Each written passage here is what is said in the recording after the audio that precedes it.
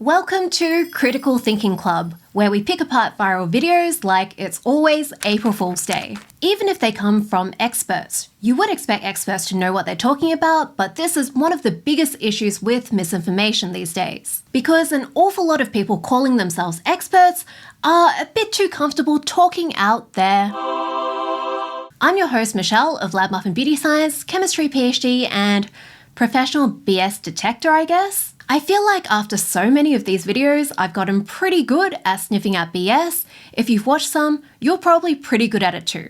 Today we're covering PFAS, beef tallow, fragrance, DIY sunscreen, pigment, and so much more. And along the way, I'm going to give you a whole bunch of tips for spotting misinformation, especially when it comes from experts, how to spot if they're really experts. So let's rage against the dying of the light and try to resist the ever-spiraling brain rot. I'm a doctor and I never use chapstick. Why? Do me a favor and look at the ingredient list on the back of your chapstick. Preservatives, drying agents, alcohols, contact allergens, fragrances. I have news for you, the chapstick is the problem. You might feel a little bit better after you apply the chapstick. And once you stop using it, your lips become dehydrated because you're addicted to it. There's no such thing as being addicted to chapstick, and this myth has been going around for a while. She starts off by saying she's a doctor, and I don't think this video would have gone anywhere near as viral if she didn't start that way.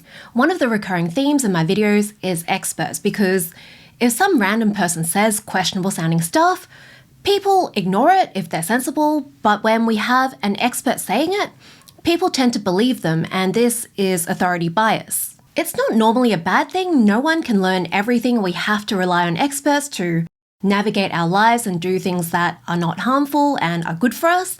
But when we have different experts saying different things, or we have one expert saying something very sus, it makes it hard to work out what to believe. Relevant expertise is good to think about here. If someone says they're a doctor, what kind of doctor are they? And it's especially sus for her because she has board certified doctor on her profiles. Most doctors will say board certified specific thing, board certified dermatologist, board certified pediatrician. So just saying doctor is a red flag. It's like saying, I have a transport license. Her website says she's a leading authority in her field, and again, what field? This all just feels very intentional. You have to actually scroll down quite a bit before you see she is dual board certified in internal medicine and allergy/immunology. If someone hides it even more, LinkedIn is really good for working out what their qualifications actually are. So she's not really specialized in skin, although I have seen a few dermatologists say this, but it's not what the vast majority think. And that's another thing to remember. When you have an expert with a weird opinion, they tend to go viral because it is weird. It's an exciting headline to have an expert say something unusual. It's not necessarily a good reflection of what the vast majority of dermatologists or doctors actually believe. So here's what's going on with this chapstick addiction thing. Your lips lose water really easily because on your skin you have a bunch of layers of dead skin cells. These are the skin barrier. It keeps water in, and this is usually around 15 to 20 layers on the rest of your skin, but on your lips, it's only around 3 to 5 layers. Also, your lips touch a lot more water. They touch saliva, food, drinks, and so that gets rid of some of the oil that would help seal in the water. Plus, when you have more hydrated skin, it's like less compact, so water gets through more easily. Plus, they're under your nostrils, so you breathe on them, and when your lips dry out, when they lose water, the skin cells will clump up into bigger flakes because the enzymes that should split them up don't work properly. And this is actually biology being pretty clever, because if you have thicker layers, that's going to seal in more water. It's going to protect the rest of your lips. So this whole thing where people feel like they need to keep reapplying their lip products once they start, this is not like your lips realize they're moisturized and so they put out less moisturizer. There's a bunch more biologically possible explanations for this. You start using your chapstick, your lips get hydrated and your barrier gets thinner. And then if you stop using it, then it thickens again, but you're used to having soft lips, so you notice that thickening more. It could also be that once you start licking your lips more, that hydrates them more. Again, hydrated skin loses water more easily. Plus, you have digestive enzymes in your saliva that could be irritating it. She does have a good point here with allergens, which is the thing she specializes in. If you have allergens in your chapstick and you are actually allergic and you put them on, then your lips can get itchy and irritated. They can swell up and that can make your lips feel worse. But the whole point of an allergy is your body is reacting to something in an unusual way. It's something that's normally safe. So this is a problem if you're allergic, but if you're not, then you don't need to avoid those allergens. With the rest of the ingredients she talks about though, it's really weird. So preservatives, there are no preservatives in this because it's a water-free product. It doesn't need preservatives because microbes aren't going to grow, but preservatives are fine, again, unless you're allergic. There are no drying alcohols in this. There are alcohols, but those are fatty alcohols. They're actually more moisturizing than not. Fragrances are also fine unless you're allergic. They're at really low amounts in products. They're not going to do anything unless you're allergic. My lips dry out really easily and I've tried so many lip balms. In general, the ones that work well for me contain petroleum jelly and lanolin. If you're looking for one, maybe look out for those. Things I won't buy anymore as a lawyer who tracks all the lawsuits. Beauty edition. First, waterproof mascara. As a crier, I used to only buy waterproof, but there are multiple class actions right now against major beauty companies. First off, lawyers, juries, and judges are not scientists, the so-called wrong side. They often win cases based on things like clever arguments and technicalities. One side's witnesses can be more charismatic, like training expert witnesses is a really big thing. And that is if we even get to a lawsuit. She says it's just class action lawsuits happening. It's not even like the beauty brand's lost. A lot of the time, class action lawsuits aren't based on actual real reasons. The lawyers often are just hoping the company will just decide to settle out of court to limit bad publicity and also not risk losing more money. I sometimes hear people say things like there's no smoke without fire when they talk about this sort of stuff. It's more like there's no lawsuits without deep pockets. I did the equivalent of 1 year of law school and this was lesson 1 of tort law. If you ask anyone who's familiar with product safety and recalls, they'll tell you that the biggest safety concerns actually come from really small brands who don't really know what they're doing, like Pink Sauce style Etsy products. There's also been really serious mercury issues with imported products that are sold in like little Asian or African grocery stores. But you never see class action lawsuits there because they don't have money. The lawyers are not going to target them. Like the lawyers want a payday. Obviously the victims do too, but the lawyers know what they're doing in terms of getting money out of people. Turns out in order to make mascara waterproof, these companies often have to add PFAS, toxic forever chemicals, linked to impaired immune function, diabetes, obesity, endocrine dysfunction, and cancers. So PFAS, so-called forever chemicals, they are a massive family of substances with different risks. These are substances that just have lots of fluorine on them. And some PFAS do seem to last for a longer time in the environment, hence the forever. And some of them do seem to be bad. They are linked with the sorts of health effects that she's talking about. But also, a lot of them are very inert. That means they don't interact with much, including stuff inside your body. That is the whole reason they were used in the first place. But makeup, especially mascara, is just not a big issue when it comes to PFAS. PFAS are not intentionally added to the vast majority of cosmetic products, so the amounts in makeup, they are generally very small to begin with. Usually it's contamination. And they are getting smaller because brands are intentionally phasing out the little they do use.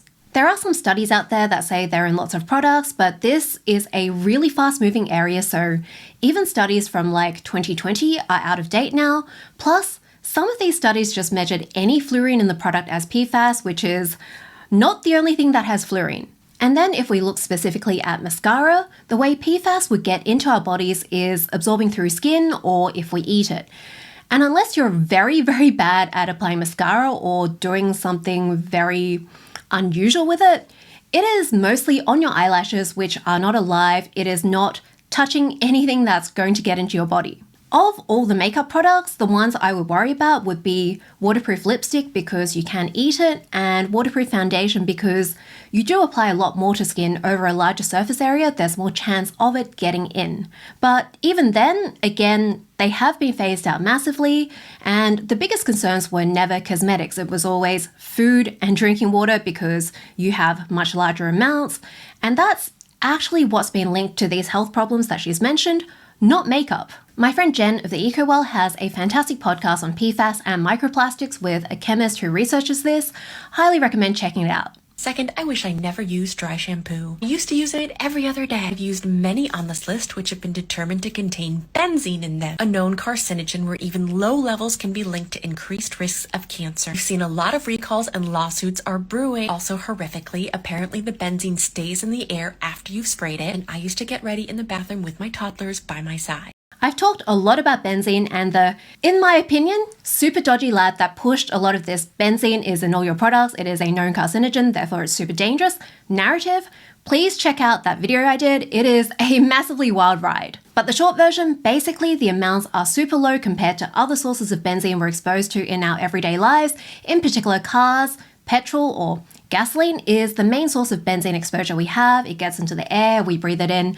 It is not super shocking that it's in the air. The most impactful way to limit exposure is to park your car outside of your garage. You can also look into adding one of those little ventilating whirligig things on top of your garage. And these numbers, which still aren't very concerning, are assuming that this lab measured it correctly, and Valisure have a bit of a track record when it comes to exaggerating their numbers. The latest update from the FDA really points to Valissure's numbers also being inflated for benzene. This update came in March 2025. So the actual risk is probably much lower, and track record is just a really big thing when it comes to trusting experts, I think, because it's definitely worth noting that Valissure's errors always seem to point in one direction. I would not chemically straighten my hair again. I used to do it. I love the sleek look, but turns out women who chemically straighten their hair at least 4 times a year more than double their risk of uterine cancer and also ovarian and breast, likely because these things are absorbed directly into the scalp. This study on relaxers that she's referring to, it really doesn't show as strong a link as she seems to be suggesting, and these ingredients she put on screen, they are not in relaxers. We have a briefing note analysing this from some scientists on Beauty Psychom, and I talked about it in my toxic braiding hair video. The super short version, basically in this study there were lots of signs that there were other correlations with uterine cancer that weren't measured apart from relaxers. The number of women in the study who straightened their hair 4+ times a year and got uterine cancer is really small. We're talking 26 people in total.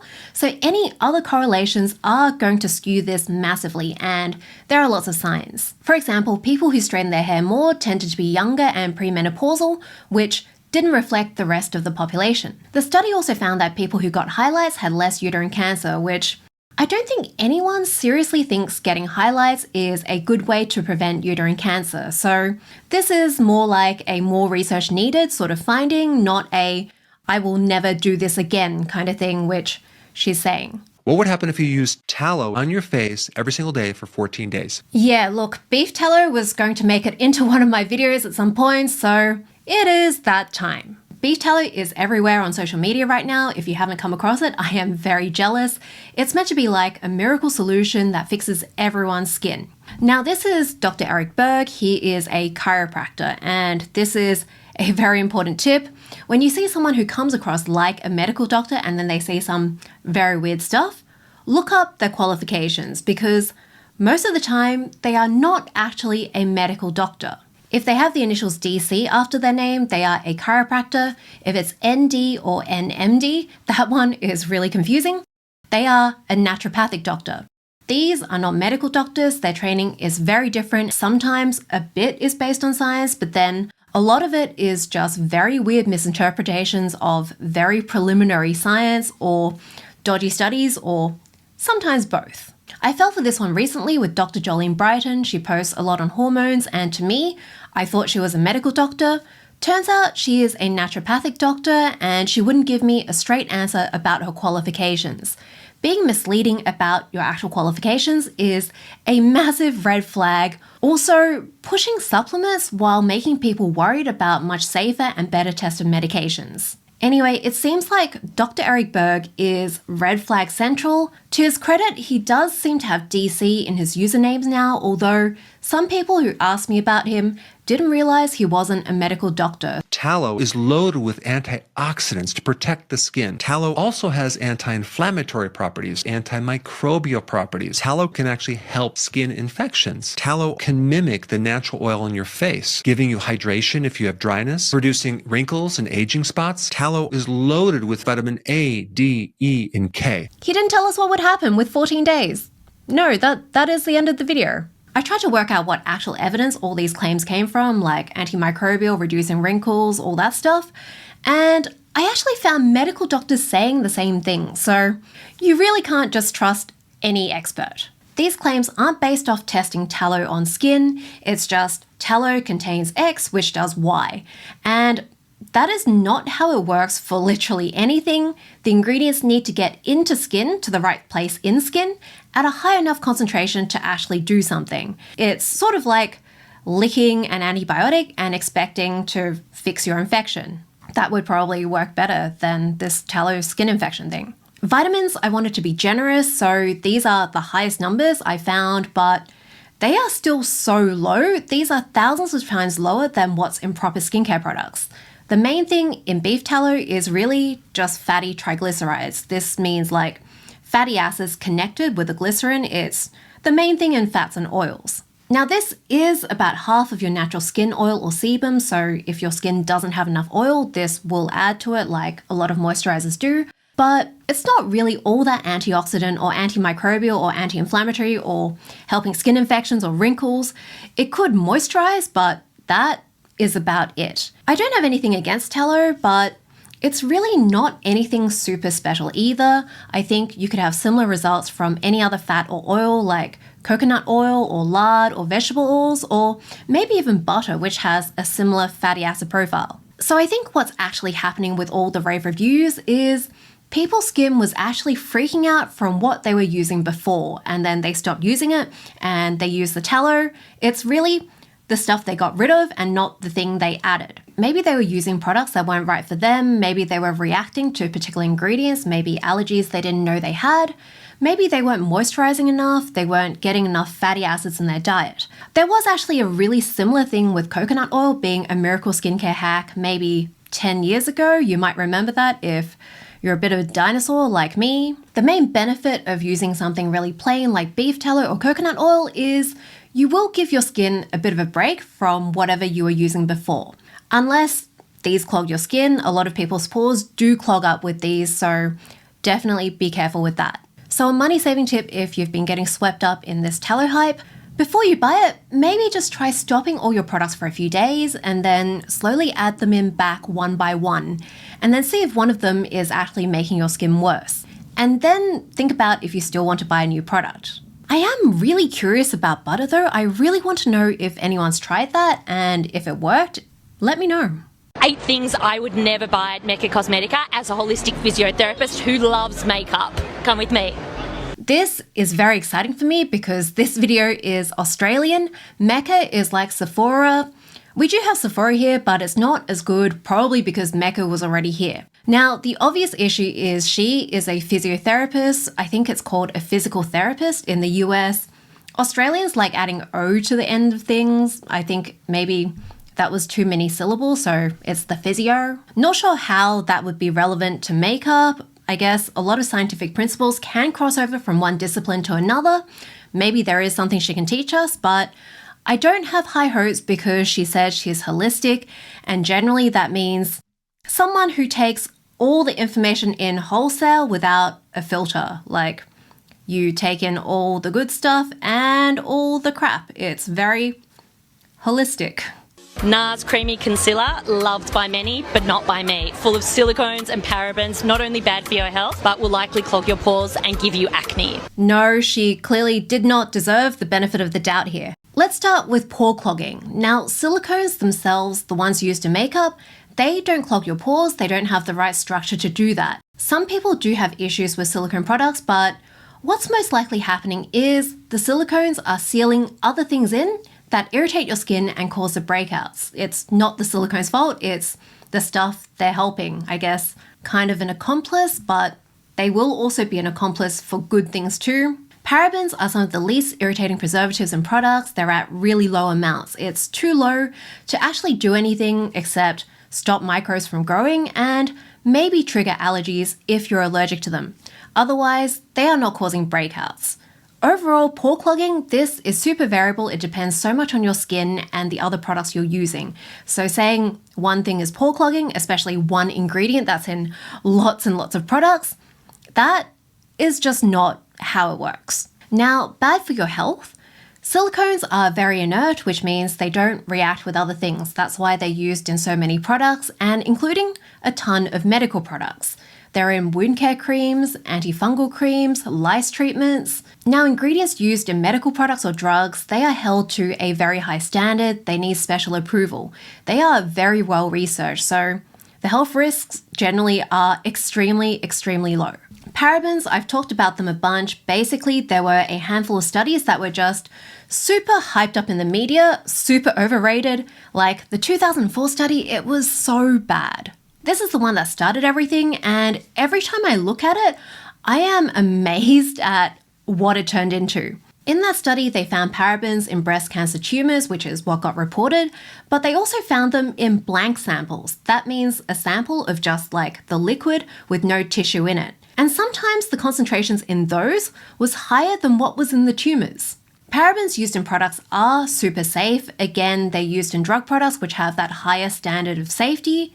Some of the longer chain parabens have been limited in some places, but that is actually really precautionary. If you have shorter chains, which is what we see now, like methyl, ethyl, propyl, butyl paraben, those are really safe, and it's been calculated that even if you use propylparaben in 17 different products at the maximum concentration, you could still use over 12,000 times as much, like 12,000 times as much of those 17 different products a day, and you still wouldn't have any real health impacts.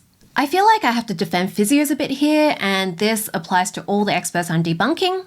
Physios can be great. I used to go to them a lot for sports injuries. I used to do pole, and my shoulders and ankles are super messed up now. But what she's talking about here is not physiotherapy. It's completely irrelevant. Again, this is just appeal to false authority. This is where people throw their title around to get you to believe them, even if they're talking about something that has nothing to do with their credentials. And I mean, physios could have relevant recommendations, like if she said she would never get this cream because it leaves hectic stains on clothing or it doesn't glide well on most people's skin, I would be like, yeah, slay. Do people still say that? But mentioning unrelated qualifications, massive red flag. Laura Mercier translucent powder, first ingredient talc, should be illegal, never use this again, known to cause respiratory problems and often has asbestos, which is a known carcinogen. The amount of talc in a face powder is way too low to cause respiratory problems unless you are like dancing in a cloud of it, and even then, you would have to be really trying. Talc in beauty products almost never has asbestos. This was a massive story back in 2019. A handful of products were found to have asbestos, and there were a whole bunch of lawsuits, a bunch of documentaries from some dodgy clean beauty organizations. I went through the talc episode here. But since then, there's been new data. The FDA has kept testing popular products with talc, and they were focusing on the more suspicious ones. They tested in 2021, 2022, and 2023, which was the latest published one. And none of the products they've tested have had asbestos, except for those 3 brands back in 2019, which was Johnson & Johnson talcum powder, like the baby powder, City Color, and Claire's. And those lawsuits I mentioned, they are a big reason why it's really hard to work out what's going on with talc.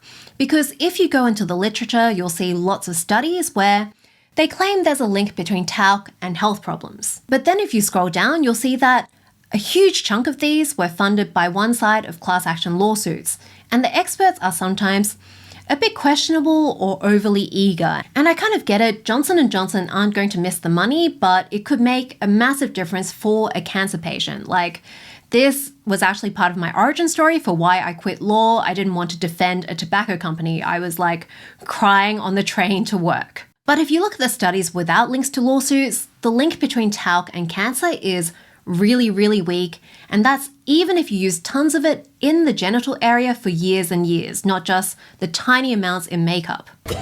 All perfumes, companies aren't required to disclose the thousands of different chemicals that are considered as perfume. I'm trying really hard not to just say everything is chemicals here. Like and subscribe to watch me not say that. Even though individual perfume ingredients aren't listed, they have an umbrella name of fragrance, commercial perfumes do follow IFRA standards, that is the International Fragrance Association. Their rules are based on safety assessments by scientists, they study fragrance safety, they publish their research in peer-reviewed journals. There's also an independent panel that also reviews what they do, including how they design their experiments. These IFRA standards are widely recognised in the industry by governments, by regulators. They're very transparent. It's obviously very evidence-based. If you're registering a product in the EU, for example, you can put an IFRA certificate in your safety dossier. That's like the pad of safety stuff you use to prove that your product is safe. Some countries actually have regulations that refer specifically to IFRA. If you're worried about specific fragrance ingredients, then what you can do is ask the brand, do you follow IFRA standards? And then you can look up the IFRA standards, they're on their website, to see what the limits are for whatever you're worried about. But people who post about fragrance like this, I don't think they've actually looked into it enough to know what IFRA is or know which ingredients they're worried about. I think 99% of the time, at least, it's just based on vibes. They disrupt your hormones, they affect mood, cognition, cause allergies and headaches. Sol de Janeiro, everything from this line, the fact that it smells so good means there is so much fragrance, and that is a hard no for me. This idea that fragrances disrupt your hormones comes from the phrase endocrine disruptor. This is a technical term. It doesn't actually mean it disrupts your hormones or your endocrine system. Scientific terms often don't mean what they sound like they mean. It's like how the word significant doesn't mean a big result. So within the context of cosmetics, the term endocrine disruptor, usually this just means that something will bind to a hormone receptor in a test tube, in vitro. Hormone receptors are where your hormones work. The receptor is sort of like a lock and the hormone is the key, or it presses the button. So for example, estrogen, which is the main female hormone, it's responsible for a lot of like female physiology stuff like growing boobs, wider hips, changing fat distribution, reproductive stuff, that kind of thing. That estrogen will bind to an estrogen receptor, it presses the button, and then it sends signals to your body to do those things. But not everything that binds to a receptor will send that signal. So for example, if you have testosterone, which is like the male hormone that does a whole bunch of things associated with male physiology, that will also bind to estrogen receptors. But obviously, men have lots of estrogen receptors, they have lots of testosterone. That does not make them grow boobs. But testosterone would still be flagged as an endocrine disruptor in a lot of these tests for cosmetic ingredients. It would actually beat a lot of ingredients that people think of as endocrine disruptors, like cyclotetrasiloxane. So this might seem like a massive error, but that's the point of these tests. They are meant to be super sensitive and get lots of false positives. They're meant to flag any possible issues for extra safety. Toxicologists can then use this data to calculate how ingredients can be used safely, and by safe, this is super safe. So there is a massive safety buffer. Usually ingredients are used at levels that are 100 times too low to have any negative effect. There's this stuff about non-monotonic dose effects where if you have a low amount of an endocrine disruptor, it can cause stronger effects than at higher concentrations. And this just isn't a real concern. I've talked about it in more detail in this other video. A lot of these effects that were seen in studies were actually found to be experimental errors. And there's no real plausible way this could actually happen if you think about how substances interact with receptors. Like, they just wouldn't bind properly. Perfumes can cause changes in mood and headaches and stuff, but most of this is just neurological. Thank you to the people who suggested I use that word. But yeah, basically if you have a strong sensory input, that can trigger things like headaches. Bright lights also do this. It doesn't mean that it's something insidious or harmful. You don't need to avoid all lights. It is just brains doing brain things. Too Faced Better Than Sex Mascara, a viral product that should go nowhere near your eyes. It tells you all you need to know that they now brought out a naturally derived version. Natural things are not safer for your eyes. There is a very good reason there aren't like natural contact lenses, and she's Australian, she should know that nature is not safe. We have things like kangaroos that will split your guts open. We have emus that will fight a war with you. We have drop bears.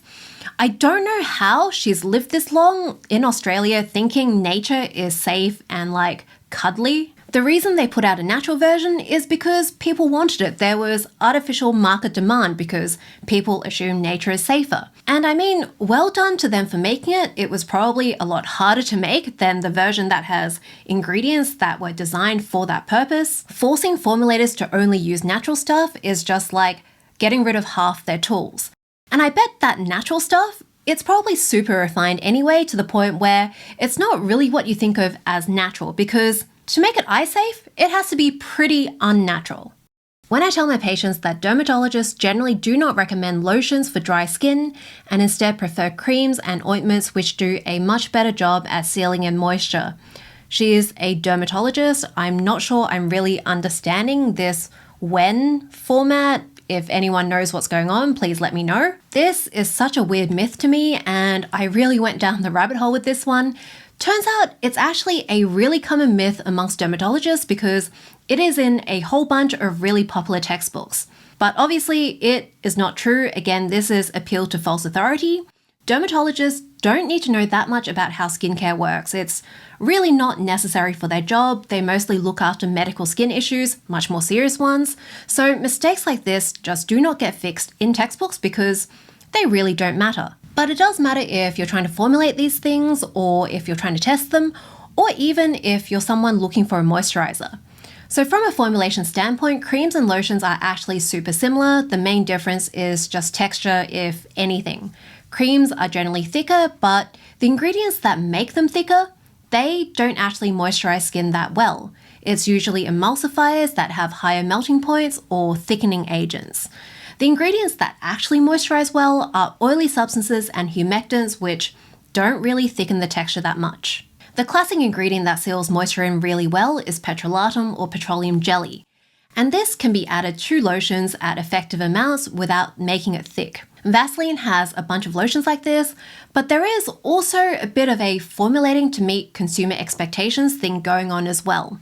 So if you're looking just at products from the one brand, there is a really good chance that they'll formulate their creams to be more suitable for dry skin than their so-called lotions, just because people are expecting thicker products to be more moisturizing. But if you're looking at everything on the market, like if you're giving general skincare advice, this doesn't work because different brands aren't going to agree what counts as a cream and what counts as a lotion, how thick it should be, what sort of packaging. Vaseline lotion is almost definitely going to be more moisturizing than, let's say, a natural body butter that's made with shea butter and natural oils, which will be much thicker. There was a clinical trial that compared different product types for eczema. They found that ointments, creams, lotions, and gels, they all worked around the same, except people preferred lotions and gels, and they were most likely to keep using the lotion.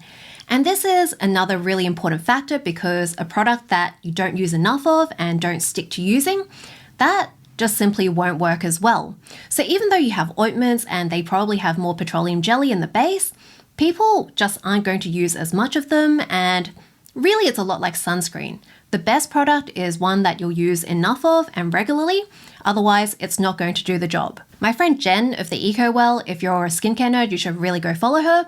She went off and actually made some creams and lotions to demonstrate this because this dermatologist would not believe her and kept arguing. Also, there is a similar myth in the new skincare masterclass, like none of their descriptions of creams and lotions are actually correct. Most gels don't have cellulose and alcohol. Lotions don't really have that much less oils than creams, and creams are nowhere near equal parts oil and water. And then petroleum, that is not the same as petroleum jelly. There's quite a lot of incorrect information in there, and some of it is really bad. I think it's just more of this not knowing the right expert thing, just assuming dermatologists know everything about skincare. They did have a cosmetic chemist. I'm guessing they didn't have him fact check this moisturizer stuff. They also had every freaking sunscreen myth in there, which I'm not really sure would be solved by having cosmetic chemists. The big downside to cosmetic chemists and formulators is that there's no real minimum competency standard. So there's a lot of myths that are even in cosmetic chemistry courses. Again, this is just one of those things you don't really need to know for your job. You don't really need to know the specifics of how products work to formulate a product that works.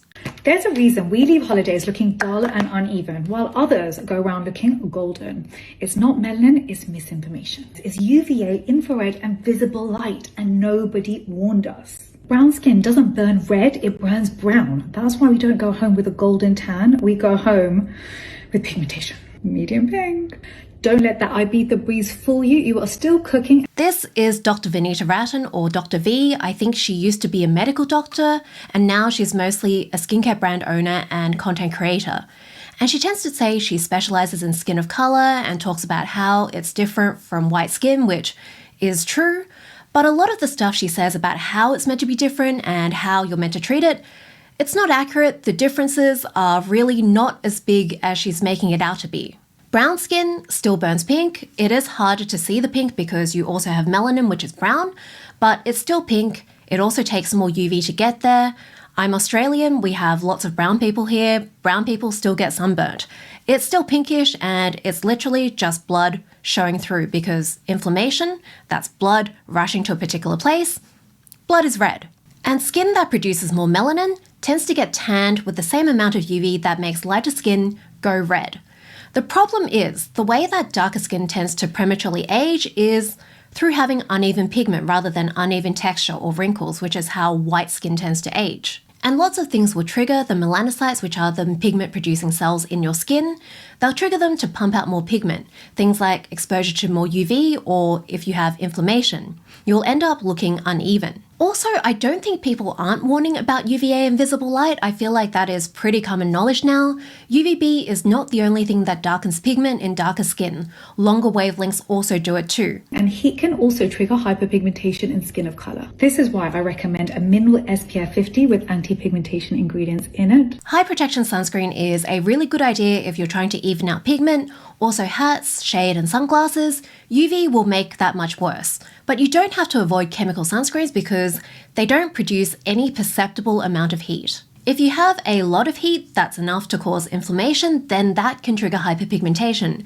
But this whole thing where chemical sunscreens absorb UV and turn it into heat, but mineral sunscreens don't, that's not true. Mineral sunscreens also do that. It's 90 to 95% of how it works. And that other 5 to 10% is not enough to make a difference. Actually, even 100% wouldn't be enough. I actually got a thermal camera to take some measurements and try to see if that difference in heat was detectable.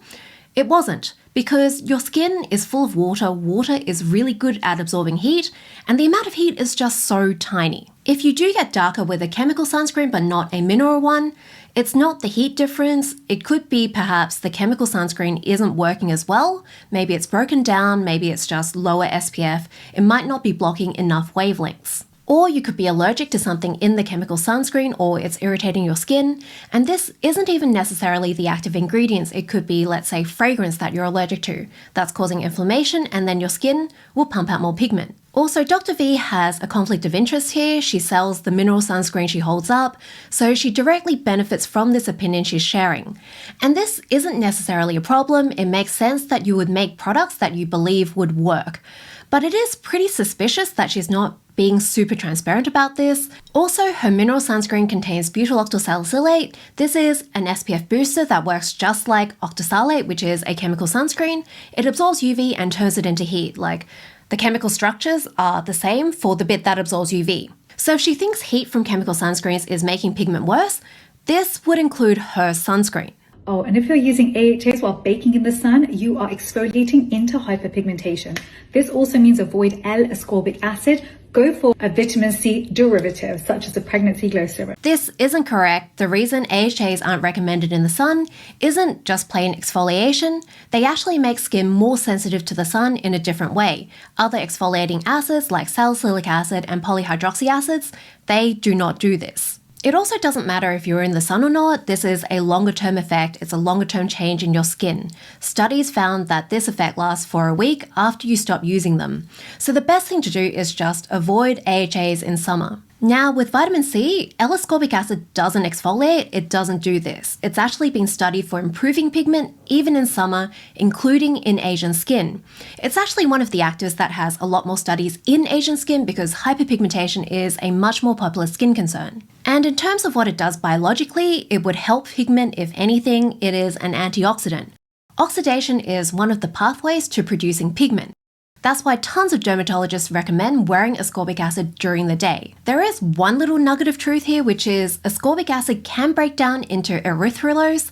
This can react with the top dead layers of your skin and make it turn a little bit of a reddish brown. It's actually in some fake tans. It's why sometimes after you apply an ascorbic acid product, your fingers smell a bit like fake tan. If you don't want this, you can use a derivative, but it's not actually forming pigment. This is a completely different chemical that's brown that is forming, and it sheds really quickly. Also, this pregnancy glow serum is hers. There's no such category as pregnancy glow serum. She just has a product that's literally called Pregnancy Glow Serum. So no, it's not genetics, it's misinformation. And now you know better, we can glow safely. I'm glad she recognizes misinformation is an issue, but her misinformation here is an issue for people who want to protect their skin from pigment. For example, there are some really high protection sunscreens specifically designed for melasma from brands that really invest in scientific research.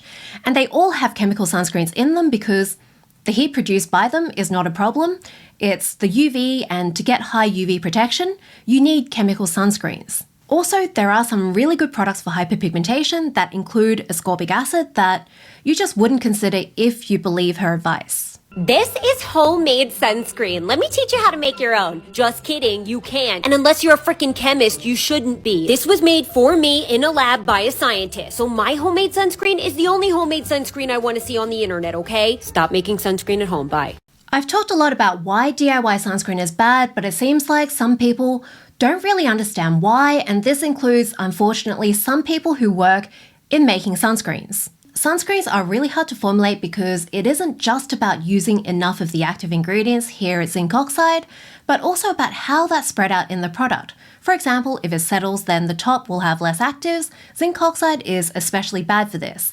And then also how that spreads out on your skin. If it clumps up microscopically, then that changes the protection you get. For example, if you have bigger clumps, then you have more gaps where the UV can get through. Now, to disperse the zinc oxide to spread out those little particles, you generally need an industrial homogenizer. This is a hardcore mixer.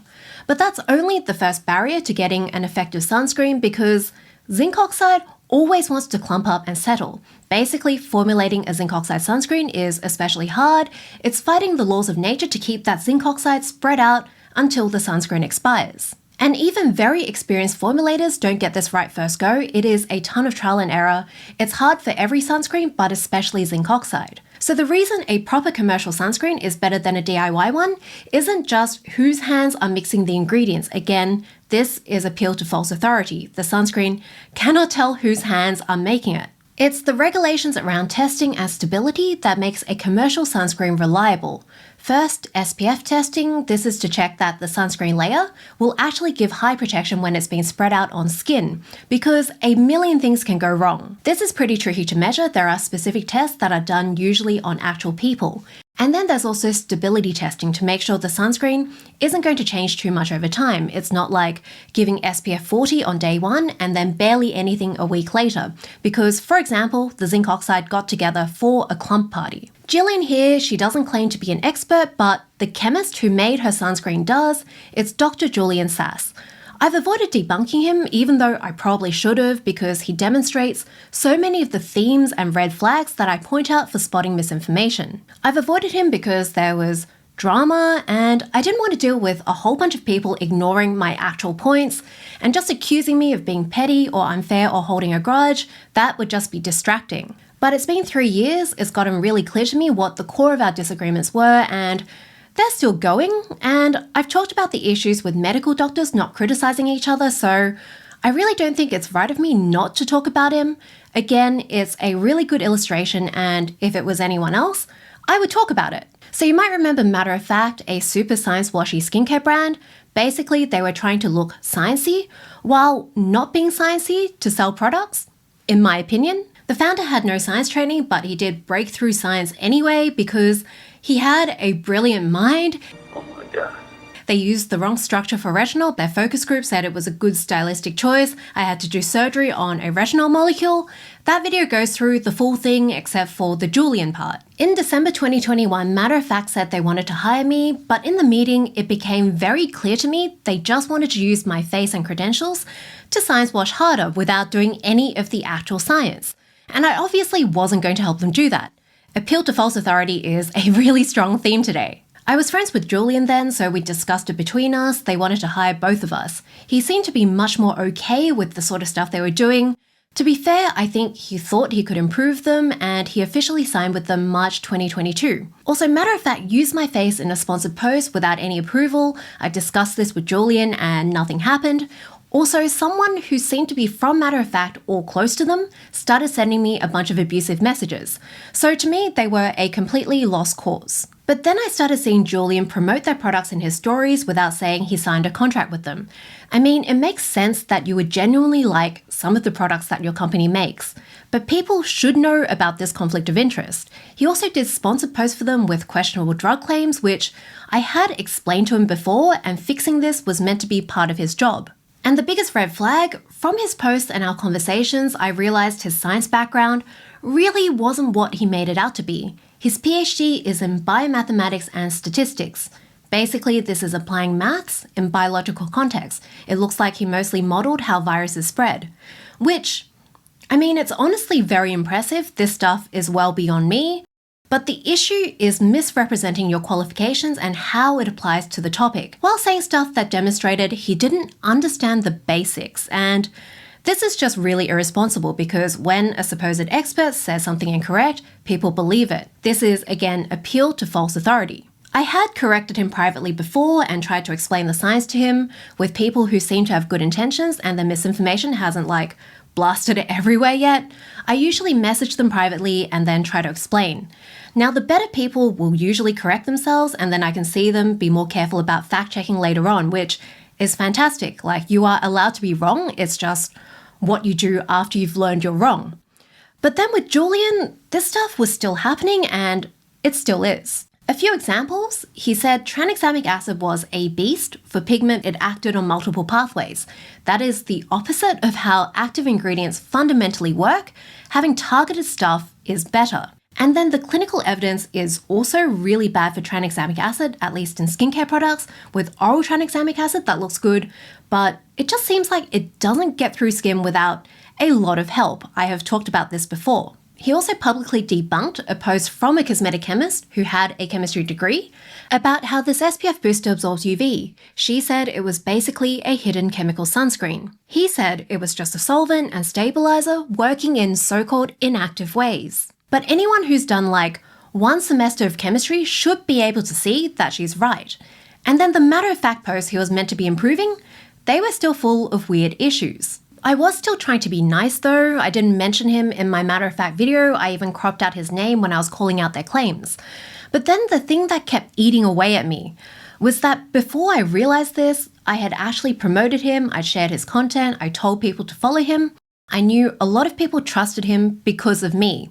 I was getting messages from people asking me about weird stuff he posted, and they were surprised when I told them his PhD was in biomathematics and statistics, not chemistry or cosmetic science. They thought he was a reliable source because of his qualifications and because I recommended him. So this was ongoing misinformation and appeal to false authority and also undisclosed conflicts of interest that I had played a part in amplifying. One time I got annoyed enough to directly reply to a tweet thread of his. I asked him where he learned all of these sunscreen myths. To me, it was clear that he didn't understand the chemistry in the papers that he was citing, and he also credited me as his source for this information before. And I could also see my fingerprints all over his thread. These myths were really widespread before I started posting about them, and a lot of the concepts and phrasing for debunking these weren't common until I basically made them popular. The bit that stood out was mineral sunscreens producing heat. I spent ages trying to hunt down a solid citation for it because I was writing an article. I've been saying this in my post because I'd had a bunch of conversations with scientists and we all agreed that it had to be almost entirely heat, just that no one had bothered doing the experiments. I actually filmed this thermal camera experiment with a physicist to get some concrete evidence out there. So there's a few ways people respond to criticism. The best case is you say, "My bad, I'll do better in the future." And that's fine, we all make mistakes sometimes. It is a good thing to correct yourself and then learn. You could also defend yourself if you think you're in the right, or you could ignore me, block me, hope it doesn't get that much attention, people don't notice it, and then it just goes away. And he did block me after these tweets. But people were still asking me about stuff he was saying, and they were still confused about his qualifications, and I was still too much of a coward really to call him out directly. So then after I left this vague comment on someone else's post, he decided to explain finally why he was right and I was wrong, but then he also layered on a bunch of bullying accusations. Like, even the worst scammers I've debunked usually don't do this like extra garnishing. He posted a video where he framed this as me bullying him because basically I was jealous of his accomplishments, and then his actual points. He claimed that I was trying to like own the phrase "a little goes a long way." No, that was just one sign I was pointing out that he learned the myth from me. And then he tried to prove that he had references for this mineral sunscreen heat thing, except none of these are about mineral sunscreens. This comment about him misinterpreting ingredient data, I left it on someone else's post. It didn't mention him. It didn't mention matter of fact. Like, no one could actually link this to him. And his call-out video also didn't mention matter of fact. He just called it like a job. He said he was a clinical trial expert. He'd studied them for 6 years, but I'm not sure how useful that expertise is here. So his video kind of just demonstrated my whole point. He didn't actually understand the stuff he was talking about. Now, are 2 replies to a tweet and some vague posting bullying? A handful of people I debunk do accuse me of bullying, but I think most sensible people would agree, if you're an expert and you're posting your opinions in a public forum, you should be prepared to be corrected and also back up your opinions. Generally, the people who call me a bully don't have real arguments. Also, I've been debunking a lot of viral TikToks at this point. He didn't get a main feed post, he didn't even get a story. Like these tweets, they did not get a lot of views. He got way more attention when he was debunking that chemist. But if you have a smaller creator claiming a larger, more established creator is bullying them, the optics are bad, it's not a good look, it makes sense that a lot of people would start off siding with him. I can't imagine he didn't realize that using the word bullying would turn it from arguing about science to just really personal attacks. These accusations could have gotten me run off the internet entirely, and some people did try. I got flooded by a lot of people yelling at me in my inbox and in my comments. They were calling me a racist, a bully, a jealous Karen. People I've debunked before were also joining in, like this dermatologist. Back in the day, he posted a video in front of like his entire wall of diplomas saying he avoided chemical sunscreens. You see that, you think he must have a good reason. So people asked him why, and then he said they cause kidney disease and birth defects. He also said this to some beauty reporters, and it went super viral because we have an expert saying something unexpected and really scary. People are going to believe it. I messaged him asking for a source because I knew there was no good evidence for this. I also shared some of the kidney comments I'd gotten from people, asked if he was going to do a post correcting it. I finally got an answer after yet another reporter posted this, and it turns out he didn't remember, and I guess he also couldn't Google before he told a whole bunch of people. This, by the way, was about 4 months after he started saying it. I posted some stories, and apparently that was bullying. This was actually a really good lesson to me because I still come across people saying this. I should have done a proper post. This is one of the reasons I now jump on viral misinformation much more quickly, because the tentacles of this stuff just grow. Anyway, I posted 2 long-ass carousels defending myself, but this was hard because at the time, people didn't really know that much about SPF boosters or tranexamic acid, and those aren't really easy to explain. I also outed him working for Matter of Fact, and he did finally start disclosing. This was more than 6 months after he signed the contract. I don't know if he thought he could hide that forever, or maybe he figured if he cancelled me properly, then everyone would just assume that all of this stuff was just me bullying this poor $10 million brand. Anyway, he hasn't retracted anything or changed his MO from what I can tell. People are still confused about his credentials. He's done some formulating for brands now, like Matter of Fact, and he did the same cosmetic formulation diploma that I did. Now that is a good course, you learn a lot of practical stuff about formulating, but you don't learn proper cosmetic science or chemistry. You don't actually need to know what a covalent bond is to finish that course. He changed his usernames to doctor, he added PhD everywhere, his profile photos now have him in a lab coat with the word PhD on it. Now this whole package, I think most reasonable people are going to assume that PhD is relevant to what he's talking about. It's relevant to cosmetic science, or at least involved a lot of wet lab work that actually needs a lab coat. Although I don't know anyone who did a PhD in a lab that has a lab coat with PhD on it. but I think I've come across maybe like 2 of his posts on clinical trials when I see him quoted in news articles or featured by brands. It's never biomathematics or statistics. And the thing is, if someone keeps falling back on their expert status as the main reason that you need to trust them, they usually don't understand everything they're talking about. They're probably also not going to admit when they're out of their depth because they need you to think they're an expert, and that would make them look like less of an expert. There is a common thread here of dishonesty. So they might get the overall picture right most of the time, but then they also get a whole bunch of stuff wrong. They will confidently spread misinformation, and then they also superpower it with their white coat bias. And in this case, a literal white coat. Things like when he debunked that chemist explaining SPF boosters, most people don't know enough chemistry to realize the chemist was right. Most people are just going to look at what they call themselves, and then they will believe the PhD cosmetic scientist or the PhD cosmetic chemist. I mean, he's got a lab coat. Okay, so that massive long tangent brings us back to this DIY sunscreen video, which is such a good demonstration of why appeal to authority is a fallacy. Skin Science by Mira, who is a nurse, she makes really great science-based skincare content. She, I think very politely, asked if there had been proper SPF testing and then also explained why that was important. Julian said it was SPF 40+, it sounds like he agreed with the video. Mira asked more questions and said it would be nice to have a disclaimer saying a DIY sunscreen isn't safe to use just because a chemist made it. And I agree, like I've seen people say a DIY sunscreen was good because a chemist wrote the recipe. Plus I think not understanding this was also a big factor in the recent choice SPF testing thing. Ultraviolet said it was scientifically impossible to get SPF 4 with 23% zinc, and it sounds like a cosmetic scientist told them that. I've also heard similar things from a lot of people during that whole situation, including people who work for sunscreen manufacturers. I'll do a proper video on that, but it just really illustrates there are real consequences when experts say daft shit. If you're presenting yourself as an expert, you have a greater responsibility to get things right because people will believe you. Like, with great power comes great responsibility. And this is sunscreen. It is a cancer prevention product.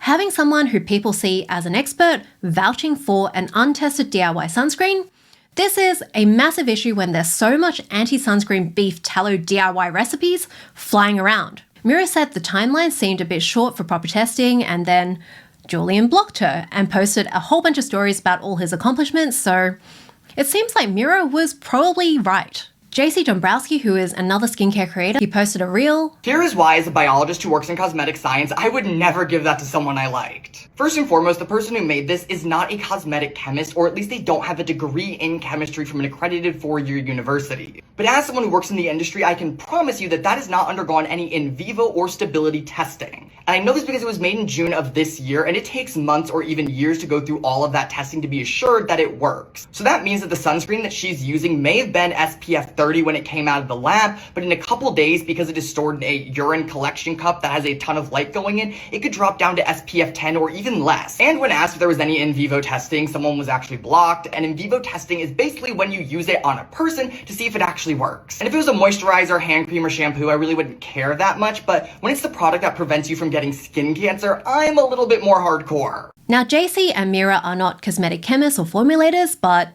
everything they said was completely correct. And then the really embarrassing part, a bunch of cosmetic chemists and formulators then started attacking them for not having the right credentials. And I feel like this should be obvious. You do not need to have the same credentials to point out that, hey, someone is being misleading about their credentials, or just to say something correct. And if you have a statement that's wrong, it doesn't matter who says it, if it's a relevant expert. It's just worse when it's an expert because more people believe them, and also they should know better. And clearly, scientists are human. We aren't automatically better at critical thinking. We have biases and we fall for logical fallacies like anyone else, some of us more than others. My friend Jen is one of the very few people I think more obsessed with beauty misinformation than me. She's even doing a PhD on it. She posted about spotting dodgy experts, partly inspired by this, but also a lot of other stuff happening at the time, like Huberman. He was posting about sunscreen being toxic based on information from a dermatologist. I actually missed most of this DIY sunscreen stuff at the time because I was deep in Huberman's comments and DMing him trying to just explain sunscreen safety, and also going around Iceland in a caravan and stressing about whether or not I would see puffins, and we did. Anyway, Julian blocked Jen because of this post. I think it's just not a great sign when you've blocked the two biggest science communicators who are fighting cosmetic misinformation, and also Mira and Lord knows who else.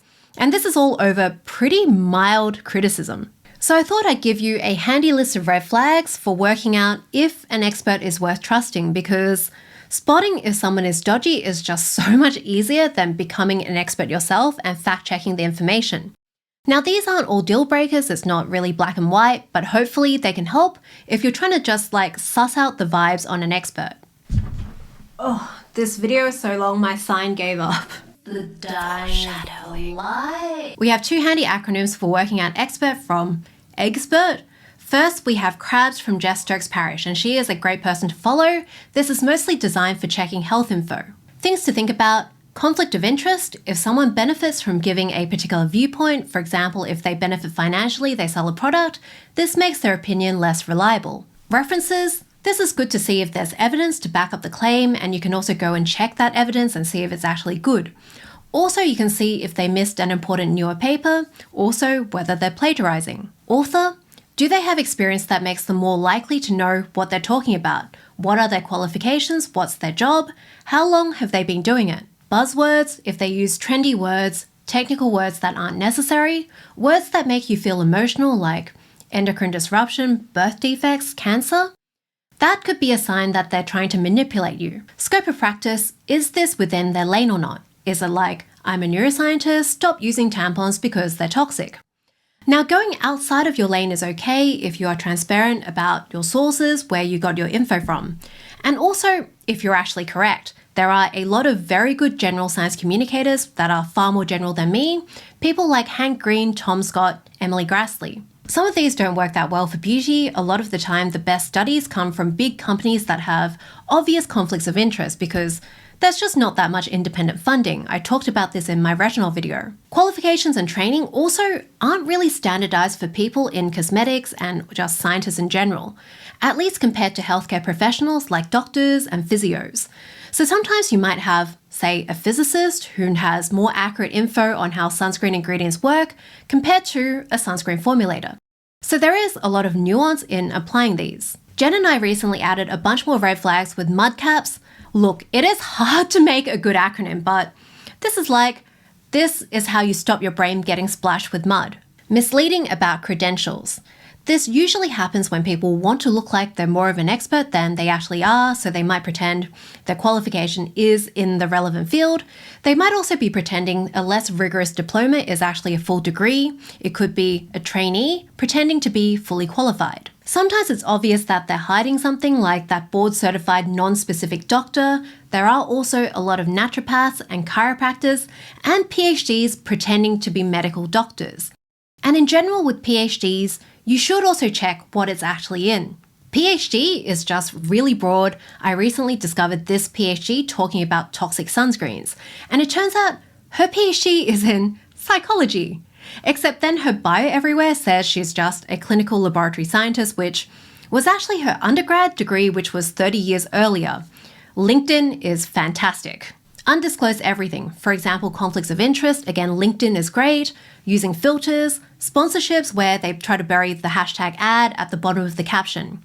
People also sometimes post their dodgy content on TikTok, but basically, if someone is okay with bending the truth in some areas, they probably will bend the truth in other ones, so you can't really trust everything they say. Defensiveness. If we have an expert who is really defensive and hostile when people are just politely asking them questions, usually that means they aren't really that confident in what they're saying. Now, there are some situations where someone could legitimately block a whole bunch of people, like, let's say a really small creator just had a video go viral and there's suddenly 4,000 people asking them very pointed questions. But again, these are just red flags to look out for. They aren't necessarily deal breakers. Credit. Do they say who they got their information from, especially if they're not an expert in that area? If they're citing scientific papers, for example, do they actually have the background to understand them? Or does it seem like maybe there's someone they're copying who they just didn't mention? Basically, this is trying to suss out if someone cares more about making themselves look smarter and keeping all the attention, or do they care more about giving you the right information and also supporting other people who put effort into making good content? Appeal to authority. If someone leans really hard on, I'm an expert and that's why you should trust me, that is just not really good enough. If they understand a topic properly, they should be able to point to evidence and explain their reasoning. Peers for peers, if an expert collaborates with dodgy people or they follow or promote a lot of really questionable sources, that is probably at least a sign of poor judgment. Remember, if we have superpowered misinformation, that is a massive problem. Experts should really be more responsible. This is how Midlife Crisis put it: if they're willing to sacrifice their own standards for clout, they probably have low standards in other areas too, so they're just not a reliable source. Spotty track record. This is one of the best things about the internet. You can check what people have posted before. Now, everyone has blind spots and they make mistakes, but if someone says a lot of stuff that you already know is incorrect, then their other information is probably not that high quality. Or if they have a pattern of inconsistent opinions, changing your mind with new information, that is a good thing, but if someone changes their mind too much, they might just be saying stuff they don't really believe, so conflict of interest, for example, or they just aren't responsible about their expert status, they're not checking things before saying them. Again, these are all just red flags, they're not deal breakers. People can learn and change, and sometimes when people are new to posting online, they might just be copying what everyone else is doing because they just don't know any better. Okay, that is it for this meeting of Critical Thinking Club. I will post links to red flags so you can test them out for yourself and also share them with whoever it is in your life who keeps on asking you to fact check stuff. Let me know what other red flags you found useful, also what other reels you want me to debunk or topics you want me to talk about. Here's my track record of videos, I guess. I've got a whole debunking playlist. I will see you next time for more Critical Thinking Club.